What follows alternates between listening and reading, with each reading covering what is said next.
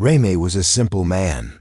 He lived in a small apartment in a crowded city on Earth.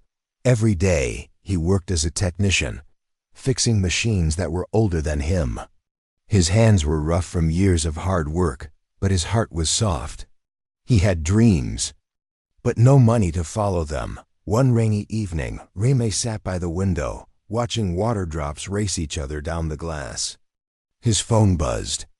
It was a message from a company he had never heard of, Orion Trade Union, OTU. The message was short and strange.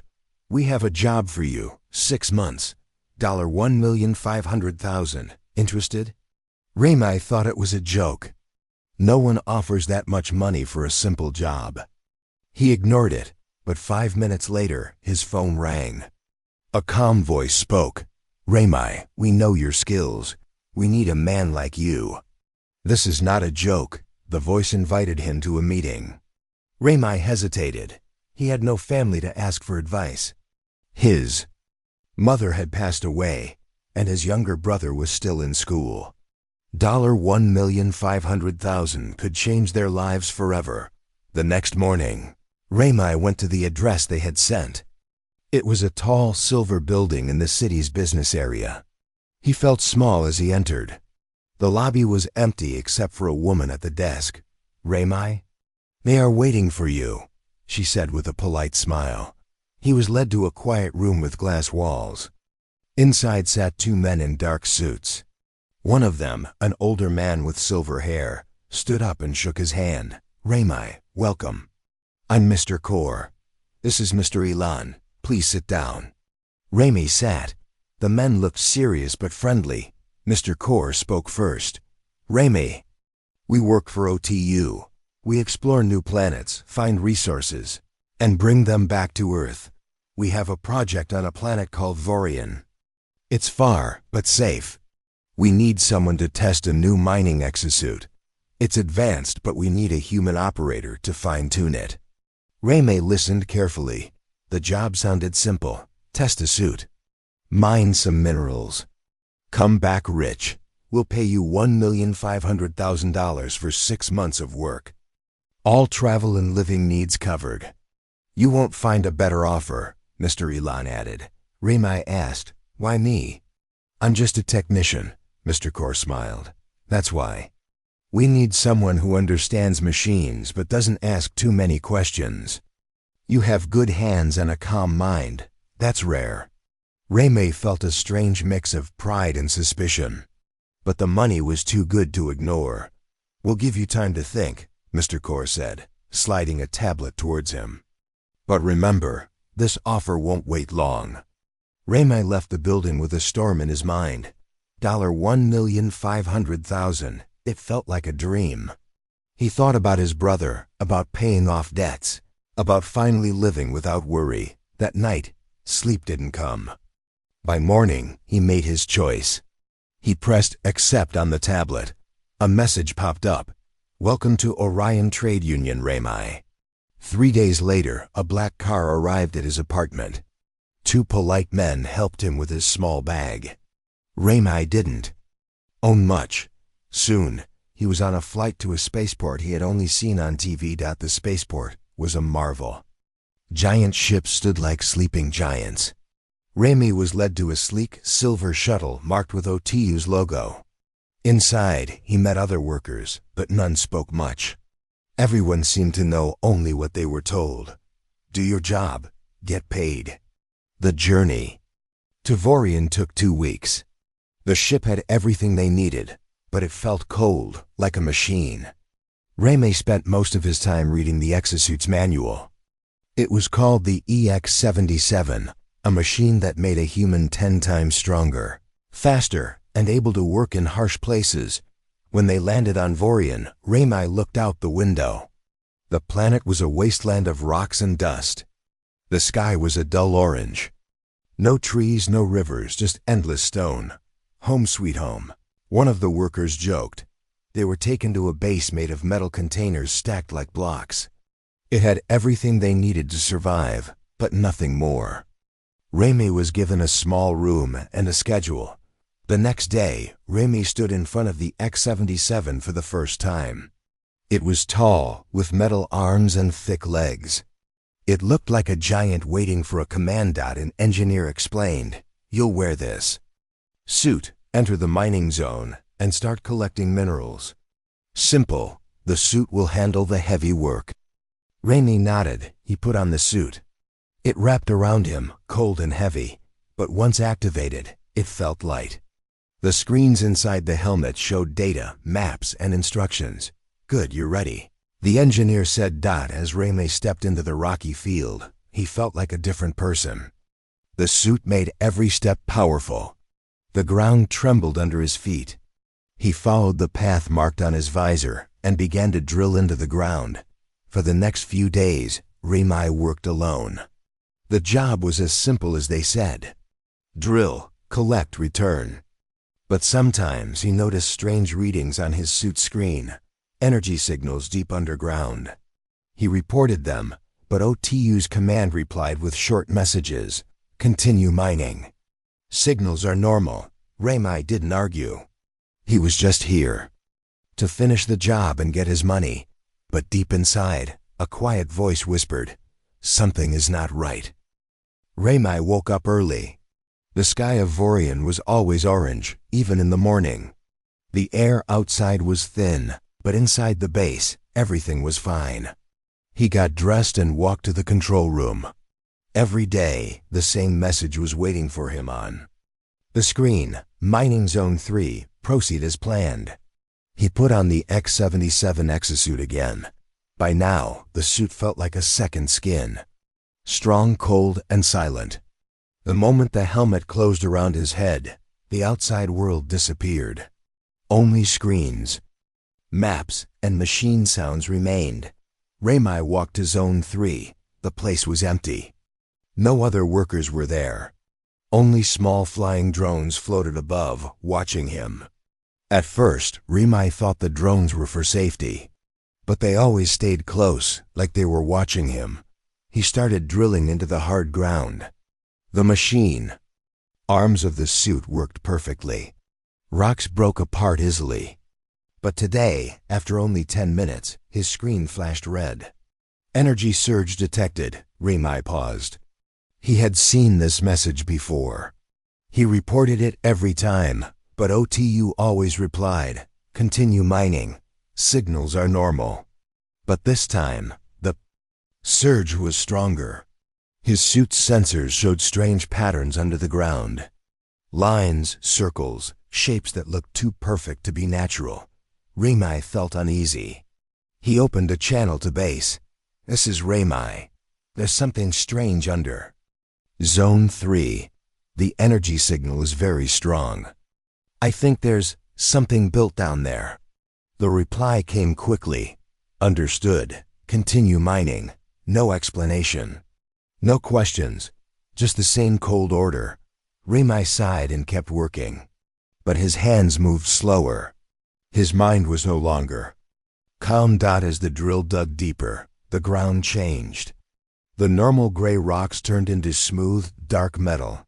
The sound of drilling became different, hollow, like he was hitting a wall. The suit's screen blinked again. Non-natural structure detected. Raimi stopped. He stared at the dark metal in front of him. It was not rock. It was a wall. A man-made or maybe alien-made wall. He opened the channel again. "Base, I found a structure. This is not a mining zone. What do you want me to do?" But this time, there was no reply. Only silence. Minutes passed. The drones above him moved closer, like they were waiting for him to act. Then, a message appeared on his screen. But it wasn't from base. It was a direct command sent to his suit. "Override command. Continue drilling." Before Raimi could press anything, the suit's arms moved on their own. The exosuit forced him to drill into the wall. His hands were trapped. No matter how hard he tried, the suit did not respond to his control. "What's going on? Stop!" Raimi shouted, but the suit did not listen. The drill broke through the wall, and a bright blue light poured out from the hole. The ground shook. Dust filled the air. Raimi's visor darkened automatically to protect his eyes. but he could still see the light. Suddenly, the suit's systems began uploading data. Streams of symbols, numbers, and unknown codes flashed across his screen. Raymay realized what was happening. He wasn't here to mine. He was here to break into something. The exosuit had been programmed to extract data from this hidden structure. Raymay was just the person to push the buttons, to be the human shield if anything went wrong. The $1,500,000 was not payment for his work. It was a price for his silence. The upload continued, ignoring his commands. Raymay couldn't move. The suit locked his arms and legs. He was a prisoner inside his own machine. Minutes passed like hours. The bright light faded. The ground stopped. Shaking, the upload bar reached 100%. Then everything powered down. The suit went dark. The screens turned black. The arms stopped moving. The only thing Raymay could hear was his own breathing. He tried to move, but the suit was frozen. Base, do you copy? I'm stuck. The suit is offline. Please respond. But no one answered. The drones floated away, flying back toward the base. They left Raymay standing alone in the silent, dusty field. He waited. Maybe they would send help. Maybe this was just a system failure. But as time passed, a terrible thought grew inside him. They weren't coming back. Hours passed. The orange sky began to darken. Raymay's suit had backup oxygen and power, but he knew it wouldn't last forever. He was stranded. Suddenly, a message appeared on his visor. It wasn't from base. It was a system error log. But the last line made Raymay's heart freeze. Extraction complete. Human operator status disposable. Disposable. That one word hit him harder than any blow. He wasn't an employee. He wasn't a partner. He was a tool. OTU had used him to break into this ancient vault, to get the data they wanted, and now they were done with him. Raymay gritted his teeth. He had trusted them. He had dreamed of helping his brother, of building a better life. And now he stood on a dead planet, abandoned, trapped in a dead machine. But Raymay was not the kind of man to give up. His hands were trapped, but his mind was free. He had fixed machines all his life. He knew their secrets. Slowly, carefully, he began working through the suit's emergency systems. His fingers found a manual release switch inside the arm panels. It was not easy. The suit was designed to control him, not to be fixed by him. But Raymay was patient. He knew machines always had a weakness. After hours of work, the suit's left arm released with a sharp click. He could move it. Then the right arm. Then the legs. Finally, Raymay stood free inside the dead exosuit. He was still trapped inside the metal shell, but now he was in control. He looked at the broken wall in front of him. Inside, the blue light was still glowing softly. There was something beyond that wall, something OTU wanted. Raymay had a choice. He could wait here and hope for rescue, or he could step into the unknown and find out what secrets were hidden beneath Voron. His face hardened. They used him. They left him with nothing, but Raymay was not finished yet. Raymay stood still in front of the broken wall. The blue light from inside the vault made the air feel alive. His exosuit was no longer in control, but it was still damaged. His oxygen levels were dropping slowly. He knew he could not stand here for long. He took a deep breath and stepped through the hole in the wall. Inside, the space was huge.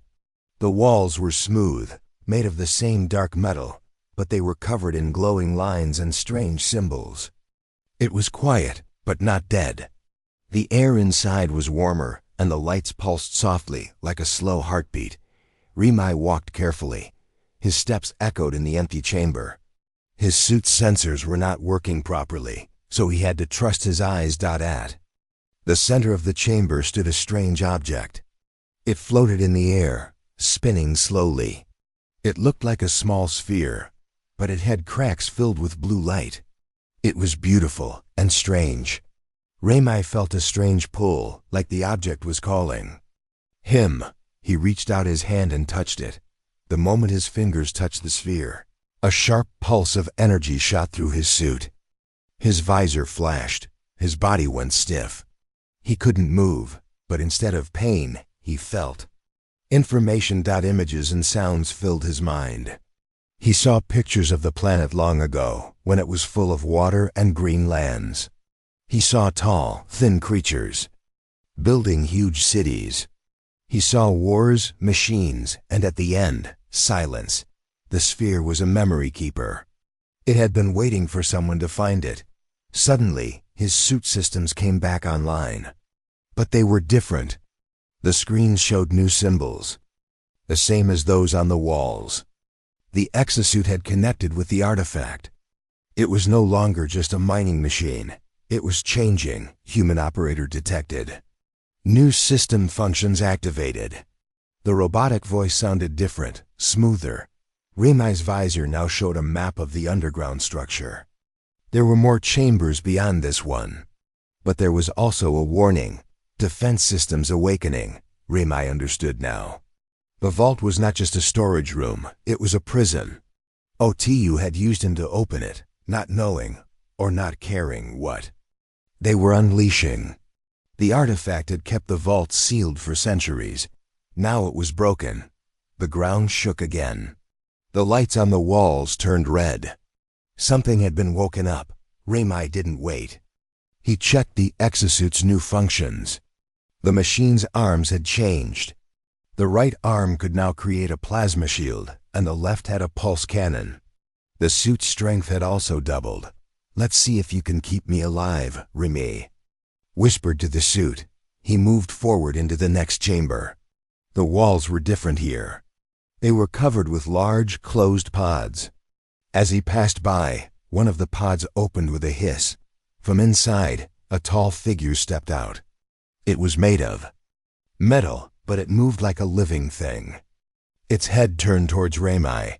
Its eyes were two small red dots. It was a Guardian Sentinel. The machine scanned Remai and charged at him. Remai raised his left arm. The pulse cannon fired, sending a blast of blue energy.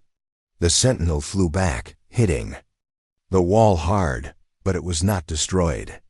It stood up again, slower this time. Remai's heart raced. He had to be smarter, not just stronger. He remembered the map. There was a control room nearby.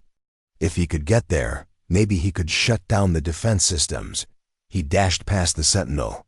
Using the suit's new speed boost, the machine tried to follow, but Remai was faster.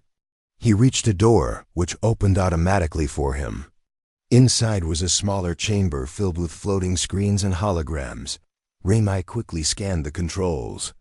The symbols were confusing, but the artifact had given him a basic understanding. He found a command that seemed like a shutdown sequence. He pressed it. The ground stopped shaking. The red lights turned back to blue. The Sentinels returned to their pods. Silence returned to the vault. Remai sat down, exhausted. He had stopped the machines for now, but this was not over. His suit's communication system came back online. But instead of OTU, a different message appeared. Unidentified. Human, you have entered Forbidden's territory. State your purpose. Remai replied, I was sent here by a company that used me. I didn't know this place existed, but now I do. The reply was strange. It was not a person speaking. It was an AI system left by the ancient builders. You have awakened the vault. The Orion Trade Union seeks power they do not understand. You are now part of this vault's protection protocol. Remai frowned. Protection protocol? The AI continued. You are linked to the vault artifact. Your body and suit are now connected to its systems. You can control its functions. You are the new keybearer. Remai's mind spun. He had come here for money. Now he was part of an ancient defense system. He didn't ask for this. But maybe, he thought, this was his chance to fight back. Outside, his visor showed that OTU's ship had left orbit. They had gotten what they wanted and abandoned him. They probably thought he was dead, but Remai was alive.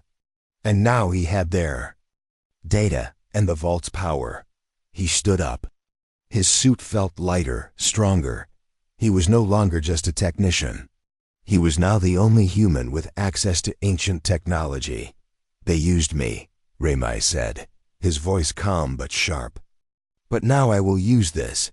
He looked at the floating screens. There was more to learn, more systems to unlock. OTU thought they had won.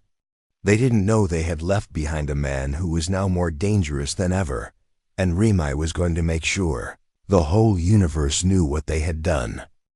Rami stood in the vault's control room, staring at the floating screens. The ancient eye had stopped speaking, but the symbols still moved like they were alive. He had never imagined he would be in a place like this. A few weeks ago he was fixing old machines on Earth. Now he was deep inside an alien vault, left behind by the very people who promised him a new life. He opened his suit's communication again.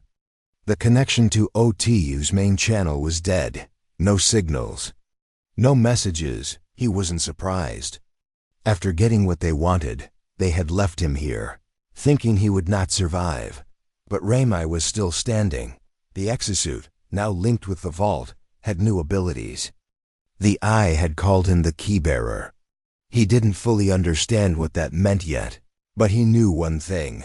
He was not powerless anymore. Still, oxygen and food were a problem. The suit could recycle air for a few more days, but not forever. He needed to find a solution, and fast. Rami scanned the control room again. His visor now translated some of the alien symbols. One of the screens showed a map of the underground tunnels. There was a section marked as Biolab.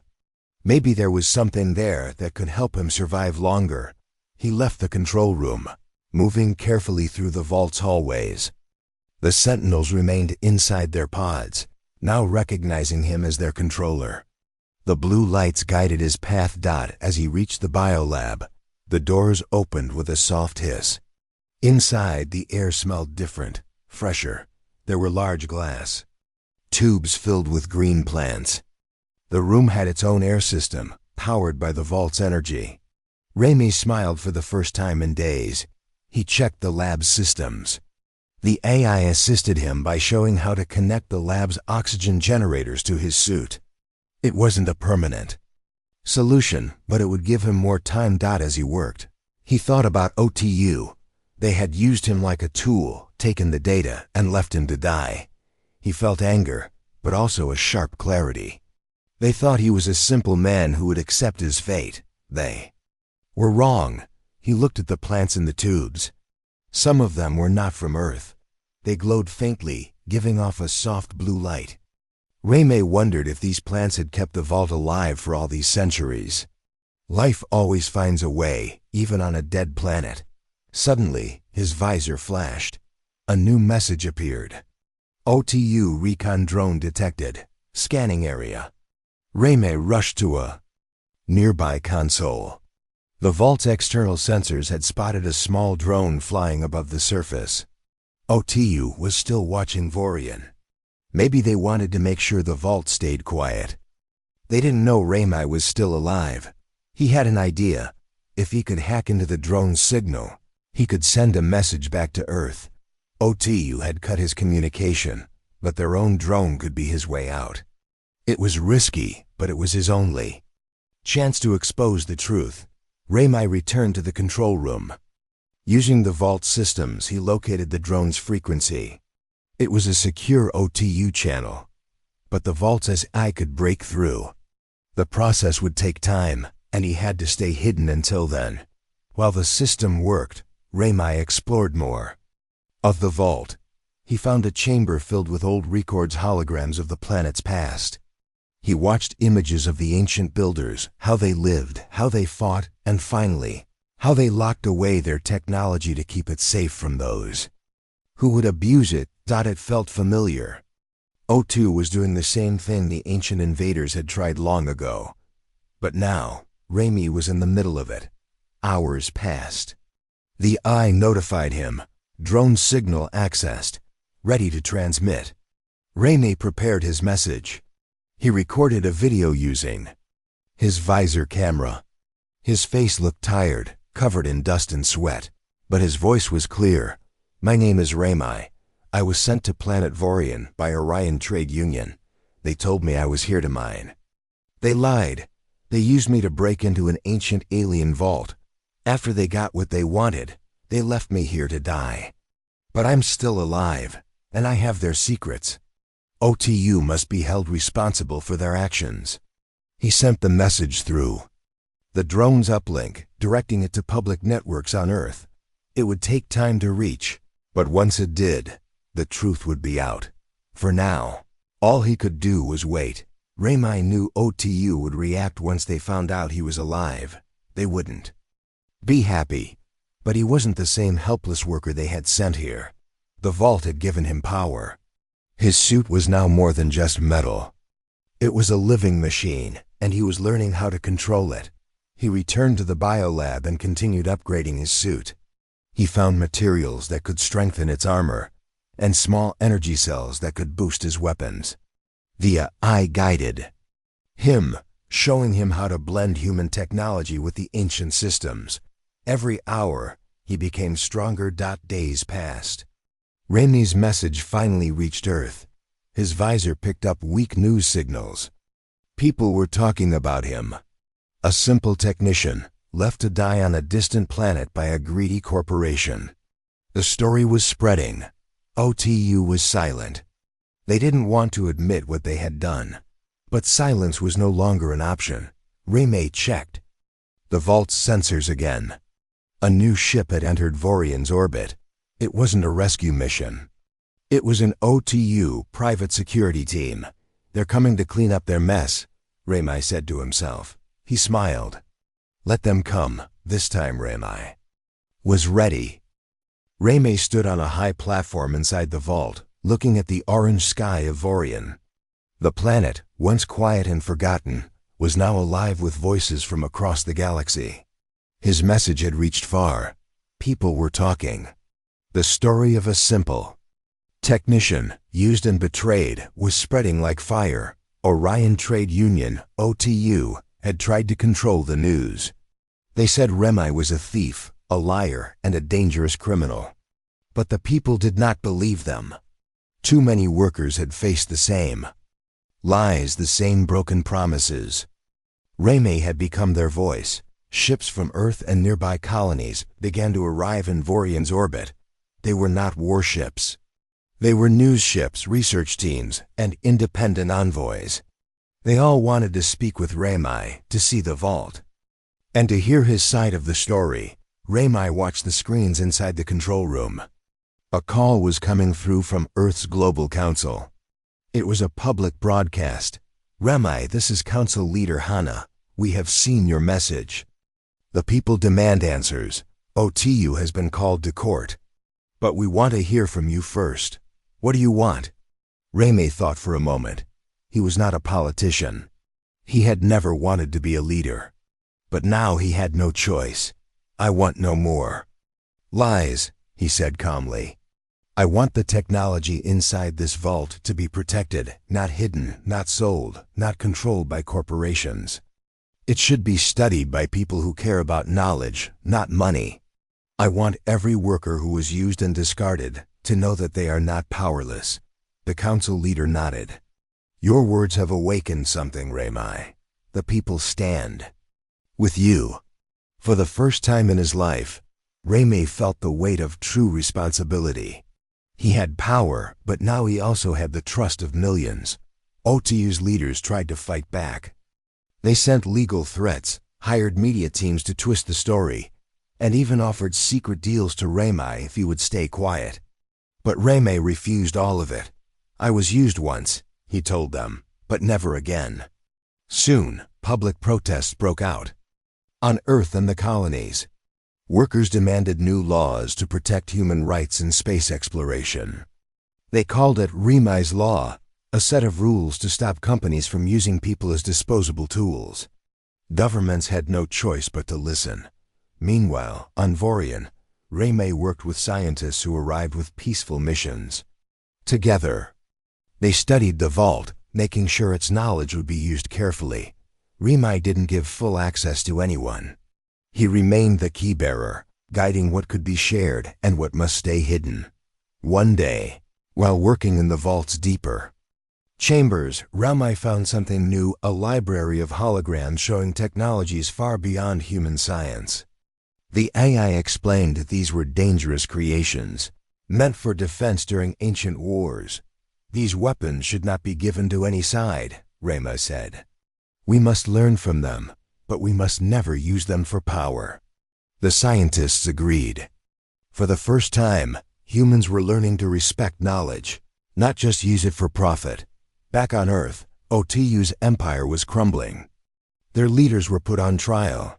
Evidence of their crimes surfaced, proof of how they had used workers like Remai for years, throwing them away when no longer useful. The public was furious. OTU's name became a symbol of greed and betrayal. But Remai didn't celebrate their fall. His victory was not in revenge. It was in showing the galaxy that one human can stand against giants if he refuses to be silent. His brother, now grown, sent him a message. I'm proud of you, Remai. You changed everything.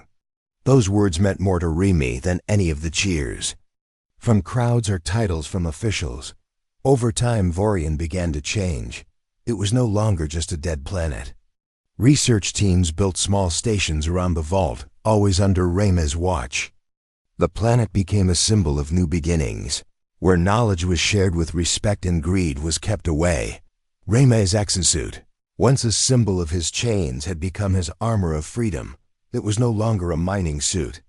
It was a living bond between him and the vault, a reminder of his journey from a disposable worker to the guardian of an ancient legacy. Years passed. Other vaults were found on distant planets, but none opened unless a human approached them with care. It seemed the ancient builders had designed these places to test not just strength, but character. Remai's story had set a new path for humanity. One evening, standing on the surface of Vorian, Remai watched a group of children visiting the planet with their families. They were laughing, playing among the rocks, unaware of the battles fought here. It made him smile. An old scientist, Dr. Biren, walked up to him.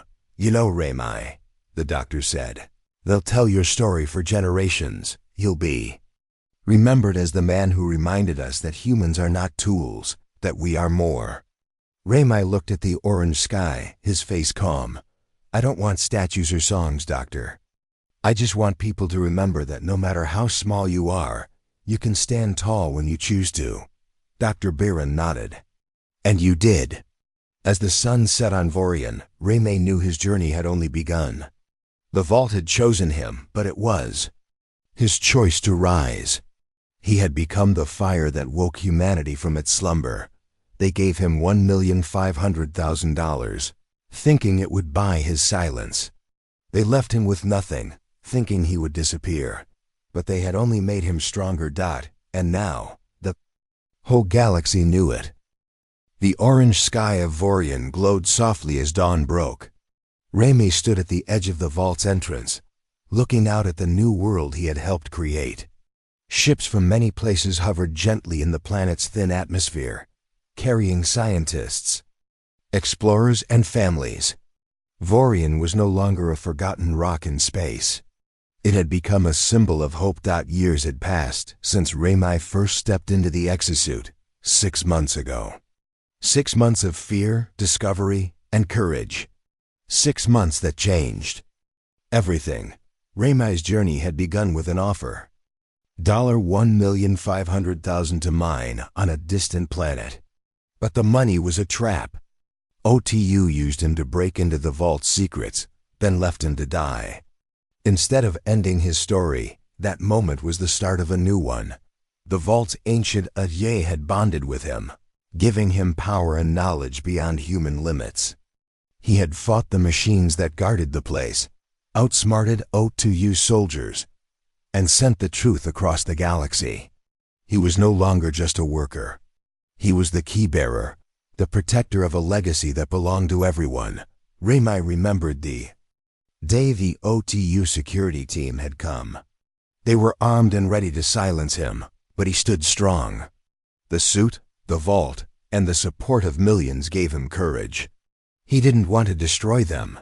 He wanted to change the system that made people disposable. His message had reached Earth and beyond. Workers rose up, demanding justice. Governments passed new laws to protect human rights in space. Corporations learned that power could not be taken by force or fear. The galaxy had seen what one man, left with nothing, could do when he refused to give up. Now, as he watched children play on Vorian's rocky surface, Raimi felt peace. These children were the future. They would grow up knowing that knowledge was a gift, not a weapon. They would live in a galaxy where people were valued, not used. The scientists in the vault worked carefully, studying the ancient technology. Raimi guarded what was too dangerous to share. The IS warnings echoed in his mind. Power without wisdom could destroy worlds. He was the balance. A soft voice came from his suit's communicator. It was Dr. Biran, the lead scientist. Raimi, we've made progress. The vault's energy systems could help heal damaged planets. This technology could change life for billions. Raimi smiled. Then let's make sure it helps everyone, not just the rich and powerful. Dr. Byron laughed. That's why we need you. You're the heart of this place. Raimi looked up at the stars. He thought about the future, about the journey ahead. The vault was a gift, but also a responsibility. He was ready. Suddenly, a message came from Earth's Council. It was a formal invitation. Raimi, your courage and wisdom have inspired the galaxy. We invite you to join the Council as an advisor on human and alien technology. Your voice is needed to shape the future. Raimi paused. He never wanted power or titles. But this was different.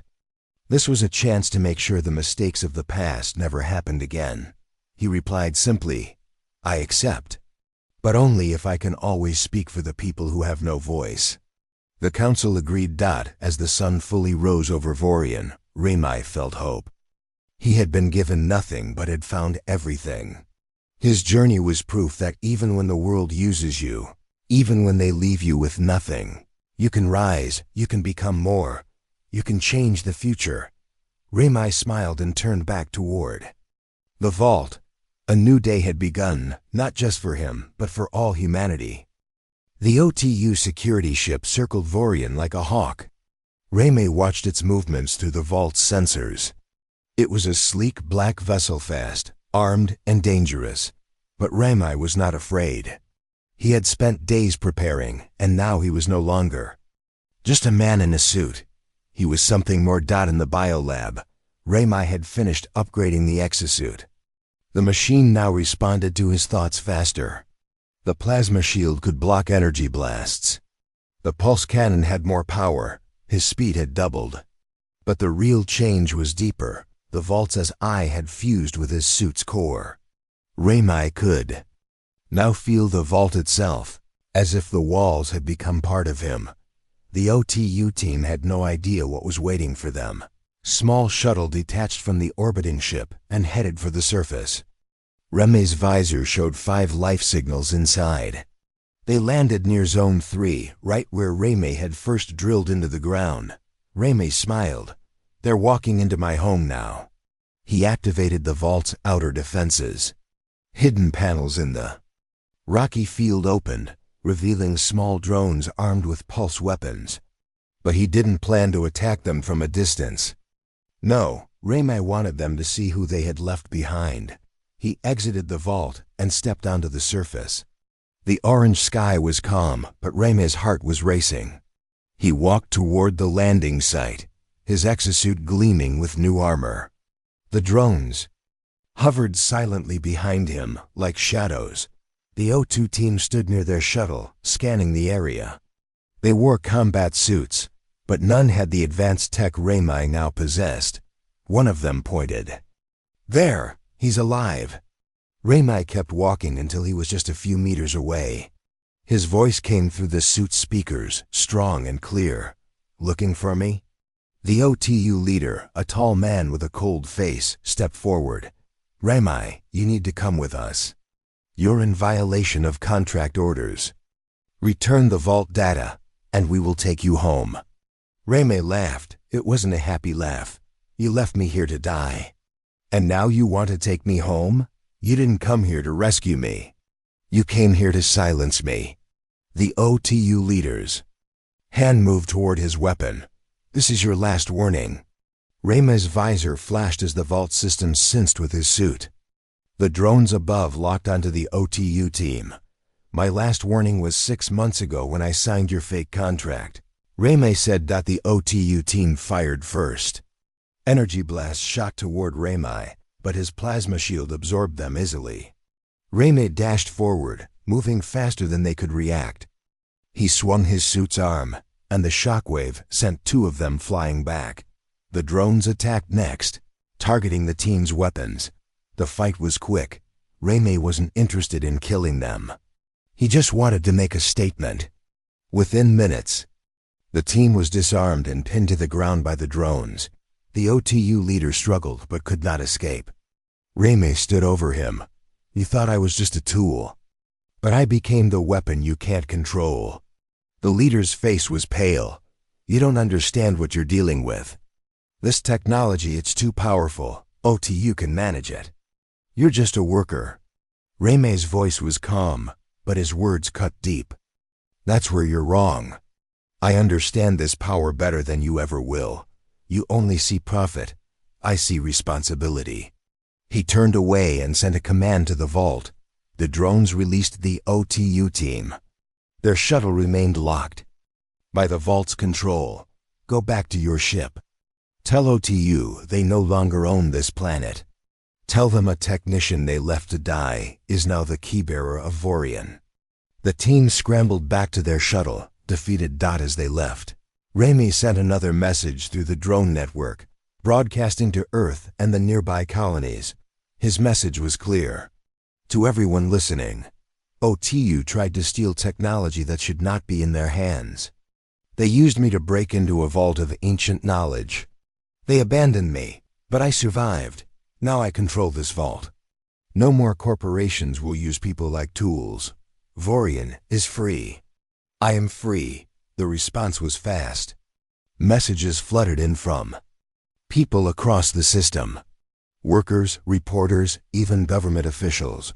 Ramai's story had become a symbol. He was no longer just a man. He was the voice of every person who had ever been used and discarded.